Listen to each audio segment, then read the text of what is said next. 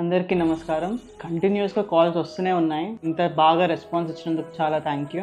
మీరే చూస్తుండండి, మిస్ కాల్స్కి ఎలా రెస్పాండ్ ఇస్తానో చూడండి. 10 మంది ఉన్నారండి ఈ టెలికాలింగ్ టీంలో, అందరూ కాల్స్ ఆన్సర్ చేస్తున్నారు. ఇప్పుడు ఒక కస్టమర్ది చూద్దాం. హలో హలో, నమస్తే, SV sorry house.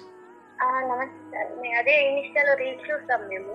Okay so నేను ఇంట్లో సారీస్ సేల్ చేస్తాను. Okay, nice. అయితే నేను అందులో గ్రూప్ లో జాయిన్ అయ్యాను.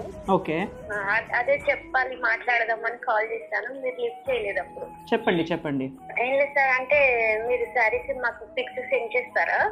అవునండి, మా గ్రూప్లో మీకు అన్ని ఫొటోస్ వీడియోస్ డైలీ బేసిస్గా పంపిస్తున్నాము. ఓకే, మీరు అవి మీ స్టేటస్లో వాట్సాప్లో ఫ్రెండ్స్ ద్వారా ఆర్డర్స్ తీసుకోవచ్చు. క్యాష్ ఆన్ డెలివరీ ఉంటుందా? ఫస్ట్ మనకు తెలిసిన వాళ్ళతో ట్రై చేద్దాం. క్యాష్ ఆన్ డెలివరీ అంటే కొత్త వాళ్ళు ఎక్స్పెక్ట్ చేస్తారు, కానీ మనకు తెలిసిన కస్టమర్స్ తోటే మనం టార్గెట్ చేయవచ్చు. ఓకే, మీకు ఏమైనా డౌట్ ఉన్నా నాకు కాల్ చేయండి.